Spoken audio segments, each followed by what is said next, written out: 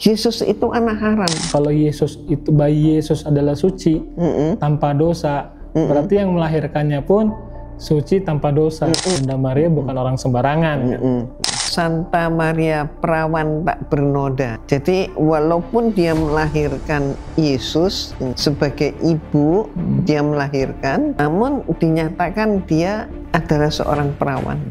Bismillahirrahmanirrahim.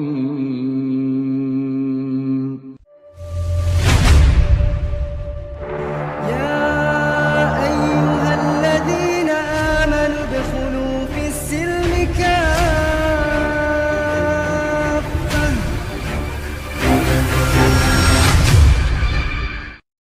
Assalamualaikum warahmatullahi wabarakatuh. Waalaikumsalam warahmatullahi wabarakatuh.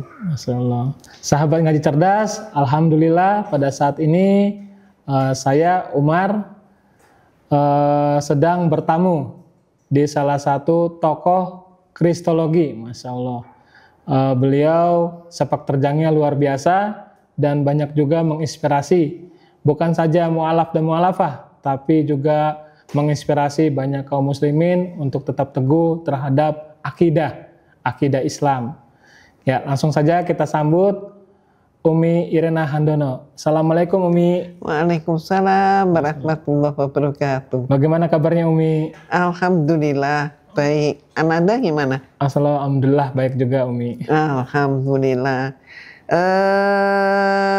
Pekan yang lalu kan Umi jumpa ya, kita bareng sama ini Pak Dodi, Ustadz Dodi ya, kita ngomong-ngomong dan ada kesepakatan di situ. Oh, apa tuh? Kesepakatannya adalah kita nggak pakai istilah kristologi lagi. Oh, apa tuh?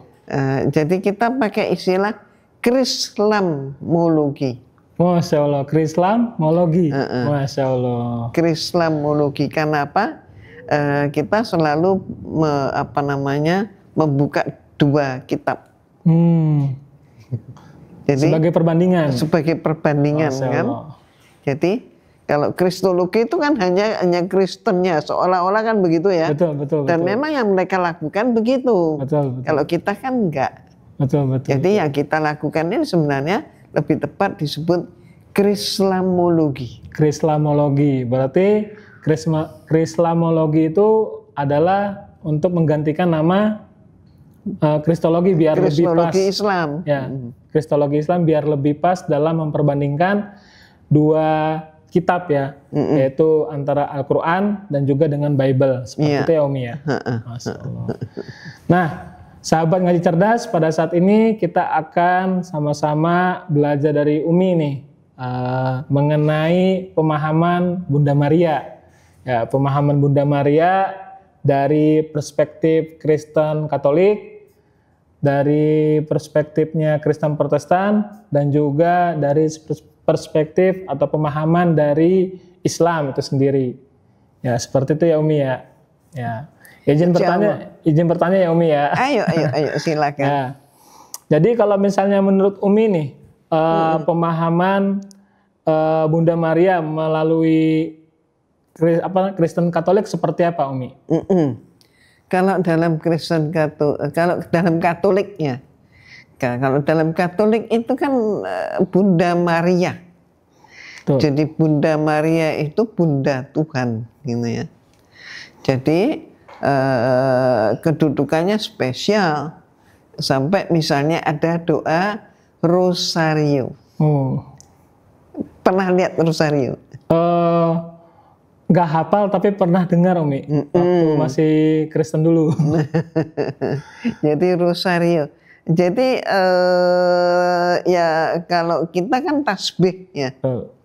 Kalau mereka itu Rosario itu khusus untuk mohon supaya Bunda Maria itu jadi perantara.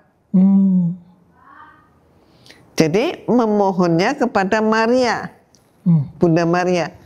Bunda Maria nanti yang memohonkannya kepada Yesus sebagai putranya.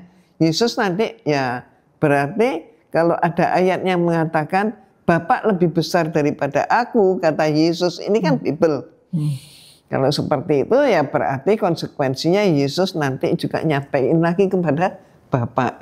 Oh, seperti itu. Berarti kayak misalnya kalau ada orang Katolik nih berdoa kepada Bapa atau kepada Yesus melalui perantara Maria. Bunda Maria, seperti itu ya.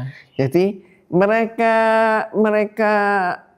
ungkapkan, mereka beralasan. Jadi kalau seperti seorang anak, seorang anak itu kalau minta sesuatu kepada ayahnya, kepada Tuhan Bapa, belum tentu langsung dikasih. Ngerengeklah kepada ibunya, ibu nanti akan minta kepada Bapak. Dan Bapak karena yang minta ibu nggak bakalan nolak. Nah anak nggak bakalan ditolak sama ibunya. Jadi seperti itu. Misalnya minta sepeda motor. Ngapain belum umur 17 minta sepeda motor? Tunggu umurmu 17 tahun nanti baru Papa beliin. Tapi ibu kan anaknya ngerengek ke ibunya. Udahlah Pak, semua anak di perumahan ini juga sudah punya sepeda motor. Cuma anak kita aja, nanti dia minder loh. Papa begitu dan ntar nggak aku masakin yang enak. Nah langsung dibeliin. Oh seperti itu. Dicontohkan seperti itu. Gambarannya seperti itu ya. Ya. Kalau misalkan ada orang Katolik nih Umi, meminta langsung kepada Bapa itu, tapi atau gini, ada nggak orang Katolik dia jarang doa Bunda Maria? Atau memang harus itu seperti wajib untuk menghafal doa Bunda Maria? Kayaknya orang Katolik semuanya hafal deh. Doa Rosario, novena. Oh novena. Novena. Apalagi kalau misalnya waktu itu anak kaget Umi waktu mau masuk awal-awal di Islam ya, awal-awal pasca syahadat itu ketemu tasbih gitu. Kok kayak tasbih gitu. Ya, padahal kan 10 Salam Maria gitu kan ya. Terus kemudian ada satu itu Bapak kami gitu. Terus lanjut kali 10 Salam Maria. Terus rangkaian seperti itu. Kan kalau tasbihnya Islam itu kan 100 ya. Lebih kalau ininya ada yang untuk membedakannya 33, 99. Habis itu ya memang di awal itu aku kaget juga. Aku kira ini kayak tasbihnya orang Katolik. Setelah dijelaskan, oh ternyata beda gitu. Buat emang kalau tasbihnya memang itu kepada Allah. Ya lafaz sesuai jumlah lafadznya Allah Subhanahu wa taala ya 99. Mirip agak mirip seperti angka 100 jumlahnya, tapi itu kalau dibilang ya itu untuk ini aja katanya untuk memisahkan 33 dengan 33. Tapi kalau misalkan tasbih yang kayak orang Katolik itu namanya apa Umi? Tasbih rangkaiannya itu kalungnya itu namanya Rosario. Oh Rosario. Maaf Umi. Siap, Umi. Boleh minum ya dikit ya. Umi?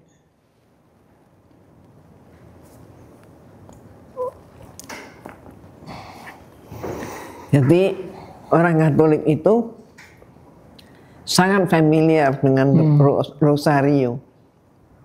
Masya Allah. Itu ya perihal Bunda Maria sebagai Theotokos ya, ibunya Tuhan. Masya Allah, Najamin Jalik ya. Jadi pemirsa Ngaji Cerdas, sahabat-sahabat Ngaji Cerdas dimanapun antum berada, ini. Jadi dari pemahaman Umi ini, dari pemahaman Umi yang sudah dijelaskan tadi, bahwa Bunda Maria itu adalah salah satu jembatan, ya, salah satu jembatan atau enggak tempatnya kita mengadu sebelum nanti nyampe ke Tuhan Bapa atau Tuhan Anak. Ya. Jadi kalau doa kepada Tuhan Bapa belum tentu dikabulkan gitu. Jadi perantaranya harus ada nih. Siapa perantaranya?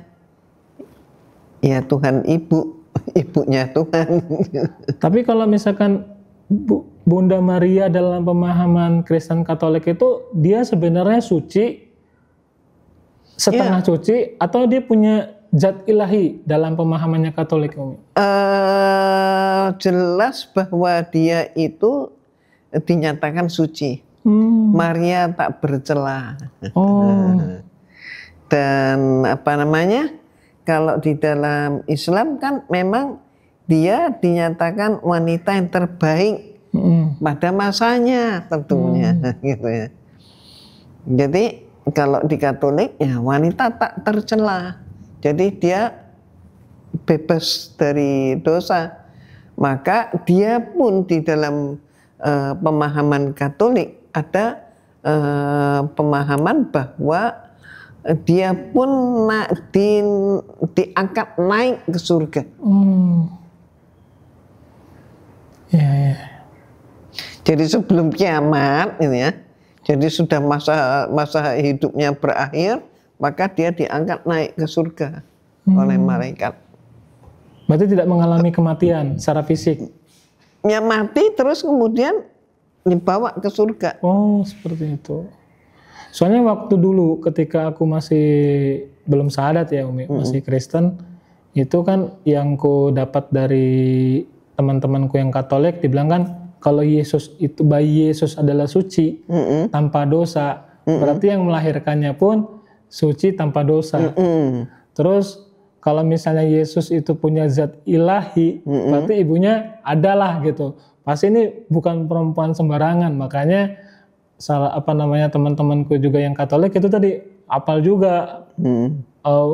Memang tidak tertulis secara formal ya, tapi aturan itu ya memang dalam tanda kutip wajib buat teman-temanku ini menghafal doa Bunda Maria. Karena itu tadi yang benar diceritakan Umi, ternyata Bunda Maria ini punya ada istilahnya Bunda Maria ini ya posisi penting, posisi penting, bukan orang sembarangan. Karena Yesus pun kan yang dilahirkan oleh Bunda Maria bukan orang sembarangan.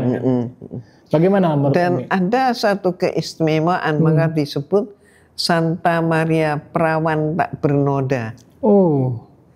Jadi walaupun dia melahirkan Yesus sebagai ibu, dia melahirkan, namun dinyatakan dia adalah seorang perawan.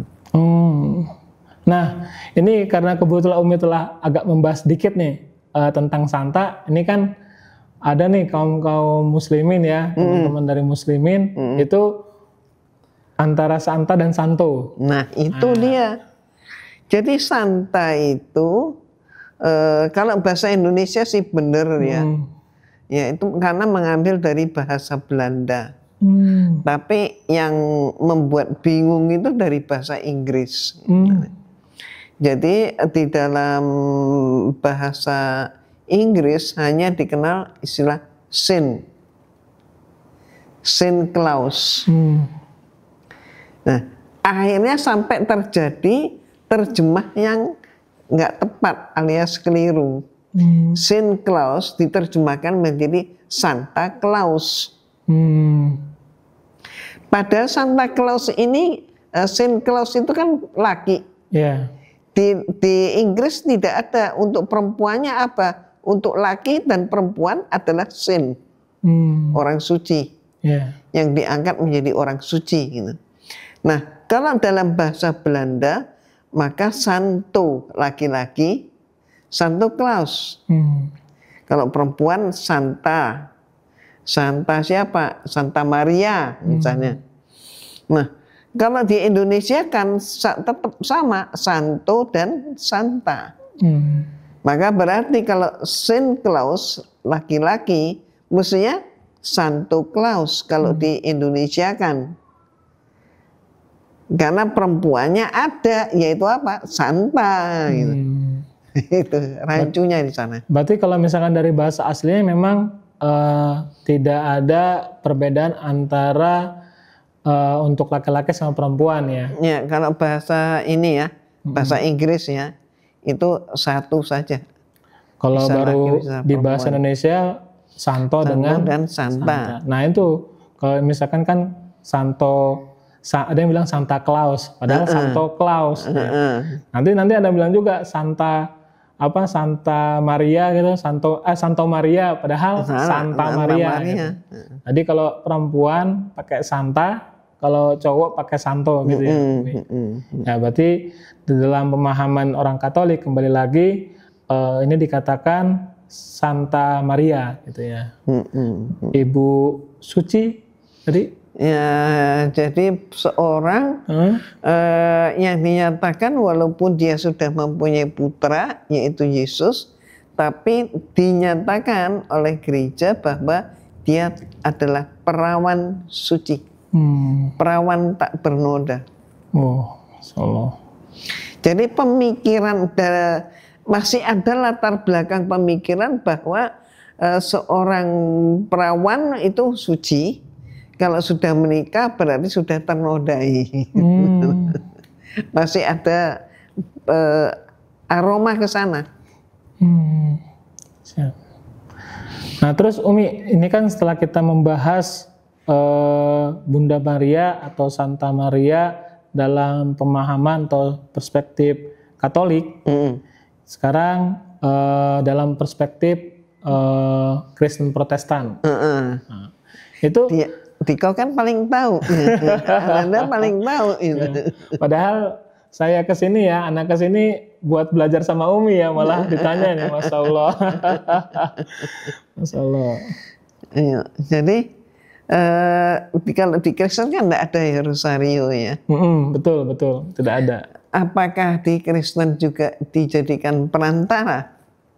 Nah, jadi ini Umi, kebetulan nih juga tersedia Bible ya Umi ya. Ini ada di Injil Lukas ya. Di Injil Lukas pasal 1. Di Injil Lukas pasal 1 ayat yang ke-30. Tolong bacain gimana? Siap Umi. Di situ dikatakan, nih sekali lagi ya, Injil Lukas pasal 1 ayat 30. Kata malaikat itu kepadanya, jangan takut hai Maria, sebab engkau beroleh kasih karunia di hadapan Allah. Kalau di sini kan tulisannya Allah ya, kalau orang Kristen ngomongnya Allah ya. Jadi dalam pemahamannya Kristen Protestan itu justru Maria ini hanya mendapatkan kasih karunia saja.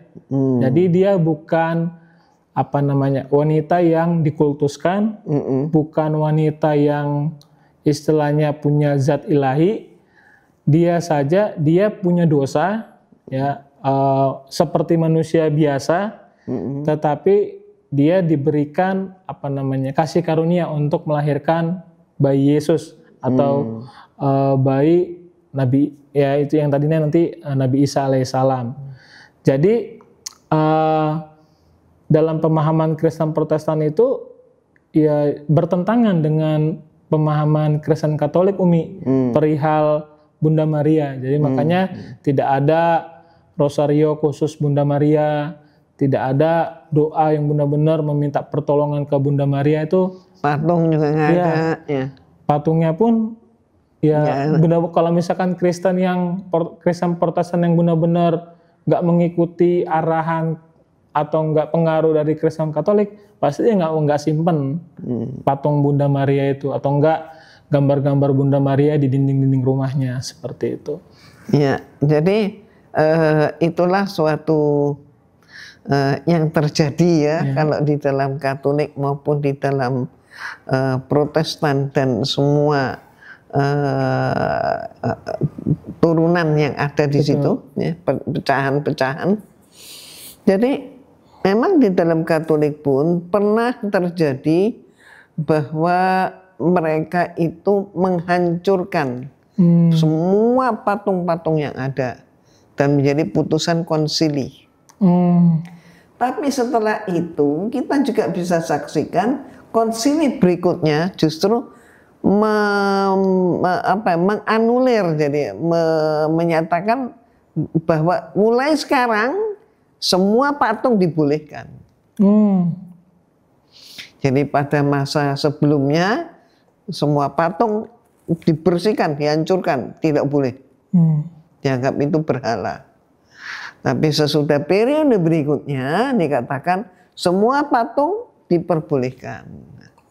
Ya, itu terjadi juga seperti itu. Jadi artinya dalam kasus yang kita jadikan topik ini memang Santa Maria, Bunda Maria memang serba-serbinya banyak. Gitu ya. Nah, kalau kita bandingkan dengan Al-Qur'an. Di dalam Al-Qur'an demikian jelas dinyatakan bahwa Maria, Siti Maryam binti Imran adalah seorang perempuan yang perempuan yang terpandang, perempuan yang paling inilah, yang paling baik, perempuan yang terpandang, terkemuka. Nah, terkemuka pada masanya. Tentu pada masanya, gitu kan. Nah, itu nanti ayat Al-Qur'annya silahkan dibaca. Nah, seperti itu sehingga di dalam Islam ya tidak ada perantara Maria itu, Siti Maryam binti Imran, ya seorang perempuan yang terkemuka, yang terbaik. Dan Allah tidak pernah keliru. Memang dia seorang yang solihah. Di dalam pemeliharaan yang demikian terpuji. Ya. Jadi sangat berbeda kalau dinyatakan bahwa dia adalah ibunya Tuhan. Sekali lagi itu adalah konsep di dalam Kristen atau Katolik. Dan lucunya lagi ya Umi, Kristen Katolik ya, beberapa tokoh dari Kristen Katolik dan beberapa tokoh dari Kristen Protestan ini sering debat sendiri. Ya karena itu tadi perbedaan pemahaman Maria di antara mereka. Gitu. Ya seperti yang tadi Ananda baca itu kan kemana arahnya? Lukas berapa? Lukas pasal 1 ayat 30. Intisarinya? Nah, dan itu tadi yang saya jelaskan tadi Umi, itu bukan dari Bible langsung, itu terjemahan. Ya, terjemahan beberapa tokoh Kristen Protestan menerjemahkan Lukas pasal 1 ayat 30. Ya, oke. Jadi memang secara biblikal cuma hanya di ayat di situ saja tentang kasih karunia. Tetapi untuk mengatakan bahwa Bunda Maria itu intinya wanita biasa yang mendapatkan kasih karunia dari Yang Maha Kuasa, itu berupa tafsiran, buku-buku tafsiran dari penafsir-penafsir tokoh-tokoh Kristen Protestan seperti itu. Nah, kalau Ananda menyatakan tentang tafsiran ya, atau dengan istilah lain misalnya ini terjemahan gitu ya. Nah, Anda menyatakan tentang terjemahan atau tafsiran berarti kan ada kitab aslinya. Nah, persoalannya di dalam Katolik maupun di dalam Protestan, kitab asli ini kan tidak pernah dipahami oleh umatnya. Beda dengan Al-Qur'an. Al-Qur'an itu sejak pertama kali dipergunakan, sejarahnya kan kita tahu, pencatatannya demikian teliti, dan kemudian sampai hari ini seluruh dunia, contohnya kita baca suratul Fatihah, seluruh dunia suratul Fatihahnya sama. Masya Allah. Dari surat Al-Baqarah sampai surat An-Nas, dari awal sampai akhir ternyata sama. Tidak ada selisih. Yang ada selisih misalnya adalah terjemahan. Kenapa? Ya karena diterjemahkan dalam bahasa Belanda, terus bahasa Inggris, bahasa Indonesia, dan berbagai macam bahasa yang lain. Kan itu ya. Betul. Ya, jadi gara-gara Umi cerita tadi ya, jadi Ana merasa flashback tentang kehidupan Ana, Umi. Jadi ada waktu kisah di SMA itu, ada guru ya, salah satu guru di SMA Ana, cowok ya, mengatakan Bible itu udah berubah-berubah. Ya kan biasa ya, sebagai pemuda Kristen pada saat itu jengkel ya, tersinggung, sakit hati. Anak ajak diskusi itu SMA kelas 3. Nah, Qadrallah setelah lulus SMA kan langsung masuk sekolah teologi. Di situ mulai belajar tentang ternyata benar mengalami perubahan-perubahan. Akan tetapi kan karena memang Kristen itu kan kekuatannya doktrinal ya Umi. Apa yang dikatakan oleh pendeta, apa yang dikatakan oleh kitab-kitab itu yakini saja, jangan terlalu dipertajam permasalahan walaupun itu bentuknya dalam hal akidah. Ketika itu kan mulai belajar, dulu tuh nama bahasa Ibrani, habis itu ke bahasa Yunani, Septuaginta LXX, habis itu berubah lagi ke bahasa Latin, nanti namanya kitab Vulgata, habis itu berubah lagi bahasa Inggris, bahasa Jerman dan sebagainya, ada lagi bahasa Indonesia, dari bahasa Indonesia diubah lagi ke bahasa Sunda, Bible bahasa Jawa, Bible bahasa Batak. Ternyata prosesnya itu sedemikian panjang ya, proses perubahannya itu sedemikian panjang hingga akhirnya orang-orang Kristen pun untuk memegang Alkitabnya yang asli itu kemungkinan sih nihil ya Umi. Walaupun mungkin ada tapi sampai sekarang belum ada gitu. Belum ada yang langsung nggak dijual juga. Iya. Di mana belinya? Ana dulu pernah belajar homiletik dan hermeneutik mengenai tafsir Perjanjian Baru. Di situ ada aplikasinya Bibleworks.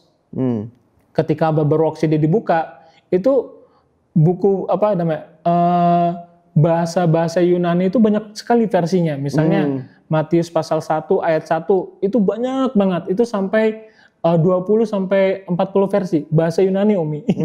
Itu baru Matius pasal 1 ayat 1. Belum nanti Imamat pasal 11 ayat 7 itu. Sudah dengar? Ya. Tentang bagaimana Imamat pasal 11 ayat 7 saat ini yang terjemah bahasa Indonesia. Belum Umi, yang terbaru belum. Jadi kan gini ceritanya.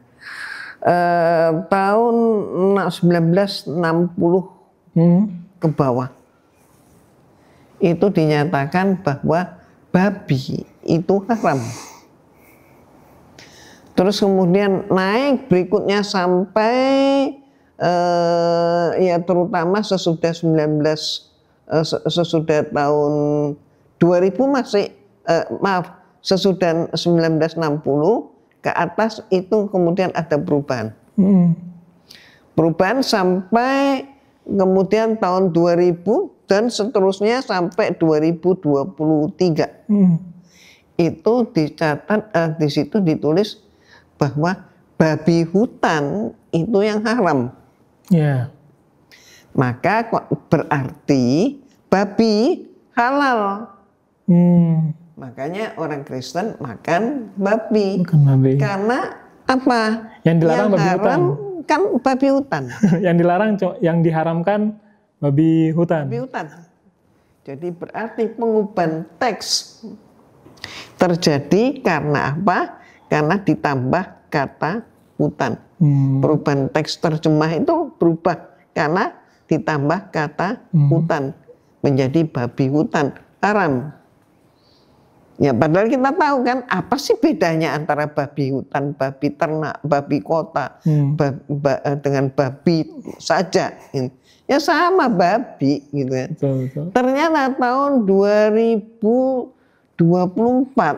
Yang sekarang ini. Yang sekarang ini. Terbaru nih Umi. Terbaru. Babi itu najis. Yang tadinya haram jadi najis. Wah. Beda lagi nih istilahnya nih ya, jadi perubahannya drastis ya. Jadi babi najis. Jadi itulah, kalau mau tahu kenapa Al-Quran itu tidak pernah berubah. Karena kita sedunia, umat Islam sedunia itu selalu belajar dari bahasa aslinya. Betul, betul. Ketika wahyu Allah turun dalam bahasa Arab, ya bahasa Arab. Dan selalu kan kalau kita belajar Al-Quran juga ada aslinya, ada terjemahnya. Betul. Tapi ini tadi kan sudah berkali-kali Umi tanya juga, gimana? Mau aslinya yang mana? Nggak diperjualbelikan jadi umat. Lahir sampai meninggal dunia, lahir meninggal dunia, lahir meninggal dunia, berapa generasi saja nggak tahu aslinya. Dan inilah sebenarnya program yang berhasil ya. Mereka mengubah-ubah agama itu yang melalui terjemah. Maka mereka pun berupaya keras supaya Al-Quran itu juga, kenapa sih kok repot-repot bahasa Arab? Udah langsung terjemah aja. Sebenarnya tujuannya itu. Dan sesungguhnya berbahagialah kita umat Islam yang masih tetap memiliki aslinya. Masya Allah, Alhamdulillah ya. Masya Allah. Ya makanya juga dari pemaparan tadi ya, nggak heran ya, sampai sekarang ya, itu tadi, nggak heran Kristen Katolik sama Kristen Protestan itu sendiri sampai sekarang nggak selesai-selesai debatnya. Ya selesai. Karena pemahaman Bunda Maria ini, dua-duanya beda, kitabnya pun beda. Gitu. Kalau di Katolik kan ada tambahan Deuterokanonika, kalau di Protestan nggak ada gitu, Deuterokanonika. Jadi memang konsepnya sudah beda, kitabnya sudah beda, tapi sama-sama dua-duanya ini mengatasnamakan pengikut Yesus, ya. Seperti itu. Dan karena mereka juga berpecah-pecah, itu hanya disebut, Ananda hanya sebutkan tentang Katolik dan Protestan. Padahal Protestan kan juga pecah-pecah lagi. Betul. Ya. Katolik pun ada Katolik Barat, ada Katolik Timur, gitu kan ya.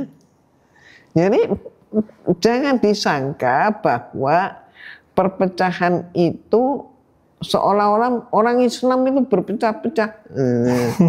Padahal orang Islam itu memang mempunyai beberapa madhab ya. Terus ormas juga, ormas Islam itu ada beberapa gitu ya. Tapi tidak berarti bahwa Islamnya berpecah-pecah. Betul. Jadi yang berpecah-pecah itu secara resmi agamanya yang berpecah-pecah, dari Katolik pecah, muncullah kemudian Protestan, dan Katoliknya tetap. Dan setelah Protestan pecah lagi, gitu, karena dirasa kurang ini, sampai ada macam-macam gereja, mulai dari Pantekosta, Kristen karismatik dan lain-lainnya, banyak banget. Nah, itulah. Ya, jadi Masya Allah ya, Masya Allah yang kita mendapatkan hidayah dari Allah Subhanahu Wa Taala, bahwa agama Islam itu agama yang satu-satunya, ya bukan salah satu, agama satu-satunya yang diridhoi Allah Subhanahu Wa Taala, dan kitabnya pun asli, Al-Quran. Ketika Al-Quran ini diwahyukan Allah Subhanahu Wa Taala ke malaikat Jibril, dari malaikat Jibril ke Nabi Muhammad ya Umi, dari Nabi Muhammad runtuh terus sampai akhirnya ada di kita pegang masing-masing mushafnya gitu. Tidak ada perubahan. Al-Fatihahnya seperti yang Umi tadi katakan, Al-Fatihah dari zaman dulu sampai sekarang nggak berubah gitu ya Umi ya. Iya, nanti bisa dilihat ya. Kita tampilkan bagaimana kitab suci Al-Quran awal dicetak ya. Ya, ternyata sampai hari ini itu bisa dilihat di museum di Uzbekistan. Masya Allah, Masya Allah. Nah, di Tashkent, kota Tashkent. Masya Allah, siap Umi. Ya, untuk selanjutnya kita akan membahas nih Umi. Tadi kan membahas Bunda Maria dari pemahamannya Kristen Katolik sama Kristen Protestan. Sekarang kita mau agak bahas sedikit nih tentang Bunda Maria atau kalau di kita kan Siti Maryam, ya. Dalam perspektif Al-Quran, itu seperti itu. Bagaimana Umi? Bisa minta tolong jelaskan ke sahabat ngaji cerdas? Alhamdulillah. Jadi kalau di dalam Al-Quran, sebenarnya Al-Quran ini sangat-sangat menjunjung tinggi semua nabi-nabi dan juga orang-orang yang bisa, orang-orang teladan, orang-orang yang bisa diikuti, dipandang, dihormati karena keteladanannya. Nah, termasuk adalah Siti Maryam binti Imran. Maka disebutkan bahwa Siti Maryam binti Imran adalah wanita yang terbaik, perempuan terbaik. Ya tentu saja terbaik pada zamannya. Ya, nah itu bisa kita lihat di dalam kitab suci Al-Quran. Nanti kita tampilkan juga di sini. Dan jangan lupa juga untuk lengkapnya ya. Jadi sebenarnya Siti Maryam binti Imran, kalau di dalam Kristen itu disebut sebagai Bunda Maria. Kita lihat bagaimana kalau kedudukan Yesus dan Maria di dalam Al-Quran, bagaimana Yesus Maria di dalam Bible, dan bagaimana Yesus Maria dalam pandangan agama Yahudi. Jadi kalau bagi orang Islam, Yesus adalah Nabi Isa. Dia adalah utusan Allah, putra Siti Maryam binti Imran, wanita terpuji, terhormat. Nih, dia bukan perantara. Dan otomatis dia bukan ibu Tuhan. Karena itu yang penting ya Umi ya. Nabi Isa adalah seorang utusan Allah, bukan Tuhan. Jelas ya, Betul, di jelas. Islam. Nah, kalau di dalam Kristen, baik Protestan maupun Katoliknya, kedua-duanya menyatakan dia ibu Tuhan. Malah itu tadi, kalau di Katolik dikatakan dia adalah perempuan, perawan tak bernoda. Ya, gitu ya. Ini kalau Katoliknya. Kalau di dalam Protestan tadi juga sudah dibacakan di Injil Lukas. Ya memang akhlaknya Maria itu akhlak yang terpuji. Udah di situ. Tapi bagaimana sampai ada rosario, ada patungnya, bagaimana sampai jadi perantara? Nah itu bukan berdasarkan dari kitabnya, bukan dari Bible-nya. Tapi itu yang dilaksanakan di seluruh dunia. Terus kemudian sekarang kita lihat bagaimana kalau dalam agama Yahudi. Bagaimana Umi? Dalam agama Yahudi ternyata Yesus itu anak haram. Anak haram. Kemudian Maria adalah seorang perempuan berdosa. Mohon maaf.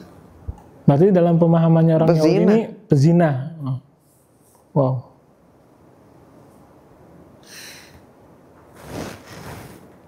Agak ini ya, paling beda ini ya. Paling beda nih. Paling beda pemahamannya daripada yang Kristen tadi sama yang dari pemahamannya Islam. Ya. Kalau Islam menganggap dia wanita terkemuka, terpuji, dan terpuji dia.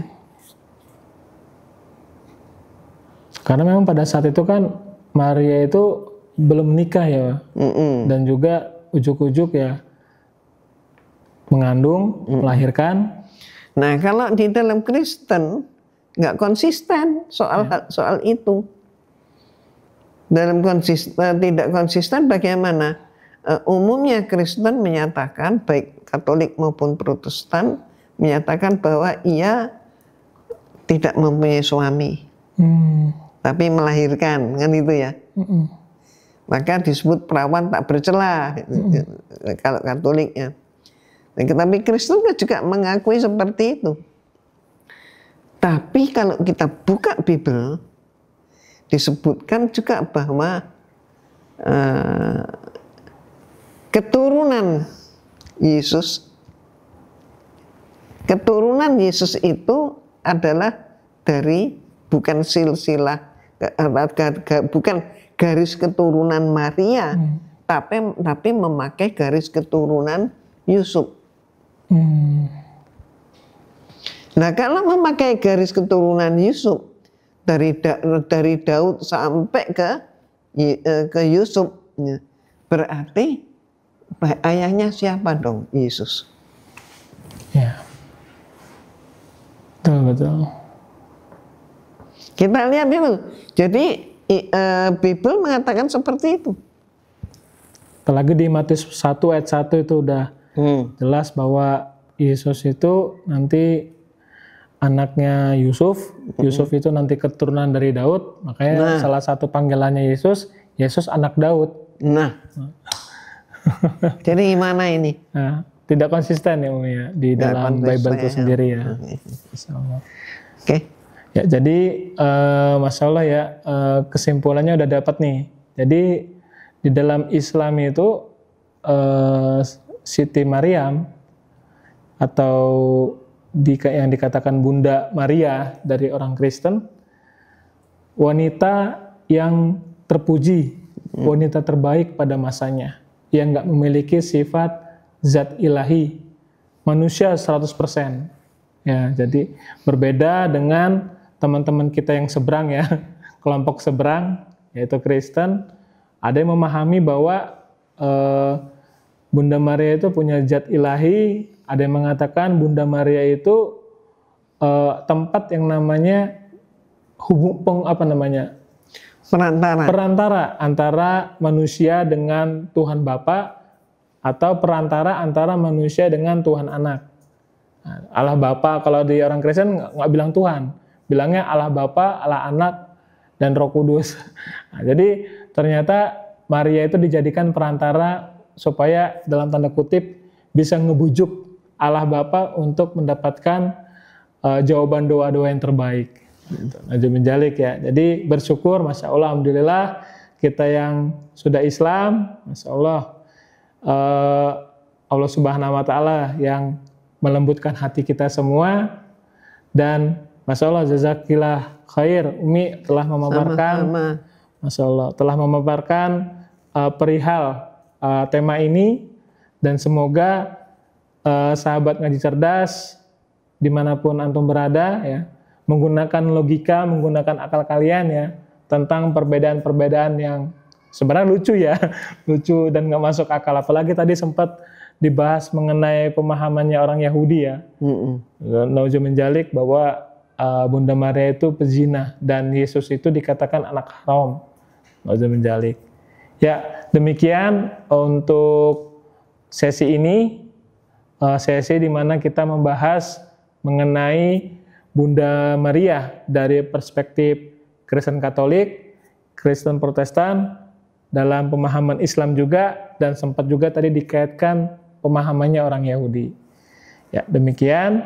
Sekali lagi, jazakillah khair, Umi. Sama-sama. Mudah-mudahan manfaat. Amin, amin, amin. Semoga bermanfaat buat kita semua, pelajaran buat kita semua dari pemaparan Umi kita, Umi Irina Handono. Sehat-sehat Umi. Insyaallah. Anda juga ya. Amin, amin, amin. Ya, kita tutup. Assalamualaikum warahmatullahi wabarakatuh. Waalaikumsalam warahmatullahi wabarakatuh. Bismillahirrahmanirrahim. Assalamualaikum warahmatullahi wabarakatuh. Ya, kembali lagi ya teman-teman sekalian yang dirahmati oleh Allah Subhanahu wa taala. Bersama dengan saya Hendriko Santoso selaku narasumber di Ngaji Cerdas, mencerdaskan umat. Nah, teman-teman, di sini ada produk bagus nih. Namanya Sultan Parfum. Parfum para perindu surga. Nah, di sini ada 4 macam produk nih. Yang pertama, parfum dengan aroma Raudhoh. Parfum dengan aroma Hajar Aswad. Parfum dengan aroma kasturi, dan yang keempat adalah parfum aroma 2000 bunga. Nah, kalau teman-teman sekalian sedang umroh, lalu pulang ke tanah air dan rindu dengan suasana di Masjidil Haram maupun di Masjidil Nabawi atau di Mekah dan Madinah, teman-teman bisa beli nih Sultan Parfum dengan aroma-aroma yang menyesuaikan dengan suasana di Mekah ataupun Madinah. Nah, selain teman-teman beli parfum ini, nanti teman-teman dapat bonus gratisannya juga. Apa aja sih teman-teman gratisannya? Nih, yang pertama nanti teman-teman dapat kitab atau buku saku zikir pagi dan petang sesuai dengan sunnah. Nah, yang kedua, teman-teman nanti dapat gratis tasbih nih. Wah, lucu banget ya, imut nih, bisa dibawa kemana-mana. Yang ketiga, nanti teman-teman dapat juga nih kertas untuk bagaimana sih parfum ini digunakan untuk saat suasana apa aja. Di sini udah dijelasnya teman-teman semua. Nah, jadi teman-teman jangan lupa nih dibeli, informasinya ada di sini nih. Nah, dengan teman-teman membeli produk parfum Sultan ini, teman-teman sama saja dengan membantu operasional dakwahnya channel YouTube Ngaji Cerdas. Nah, luar biasa kan? Dengan harga berapa teman-teman sekalian? Cukup dengan 90 ribuan saja, teman-teman sudah bisa dapatkan ini semua nih. Masya Allah ya. Ini semua nih, semua teman-teman bisa dapatkan hanya dengan 90 ribuan rupiah. Teman-teman juga sudah termasuk membantu operasional dakwah, support channel YouTube Ngaji Cerdas. Nah, luar biasa kan? Nah, jadi tunggu apa lagi teman-teman ya? Segera hubungi di sini nih, di link yang tertera di bawah ini ya. Terima kasih ya teman-teman sudah menonton. Assalamualaikum warahmatullahi wabarakatuh.